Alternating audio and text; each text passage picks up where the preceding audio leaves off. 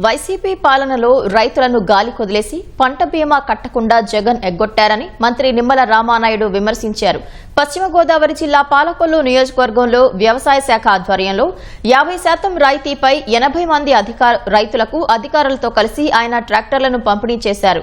జగన్ హయాంలో ఒక యంత్ర పరికరం రైతులకు ఇవ్వలేదన్న నిమ్మల నేడు కృషి ట్రాక్టర్లు, ఆయిల్ ఇంజిన్లు, వరి కోత యంత్రాలు సబ్సిడీతో అందిస్తున్నట్లు గుర్తు చేశారు. లాభసాటి వ్యవసాయం ద్వారా రైతులు ఆర్థికంగా ఎదగాలన్నదే కూటమి ప్రభుత్వ లక్ష్యమన్నారు.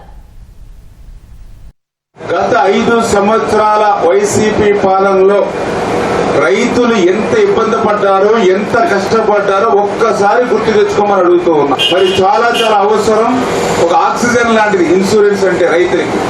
అటువంటి ఇన్సూరెన్స్ ను కూడా నాటి ప్రభుత్వం కట్టలేదు అని అంటే ఇన్సూరెన్స్ ని కట్టడం మర్చిపోవడం అంటే రైతులు మర్చిపోవడం. అటువంటి ప్రభుత్వం గత ప్రభుత్వం.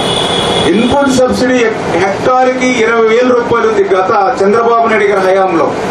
ఖర్చులు పెరిగాయి కాబట్టి 20,000, 25,000, 30,000 పెంచుతారని అనుకుంటే రివర్స్ ప్రభుత్వం 16,000కి ఇన్పుట్ సబ్సిడీ తగ్గించి రైతులు దగా చేసింది గత ప్రభుత్వం. మళ్ళీ ఈ రోజు హెక్టార్కి 25,000 రూపాయలు పెంచి ఇవాళ రైతుకు బాసటగా నిలుస్తుంది మన కూటమి ప్రభుత్వం.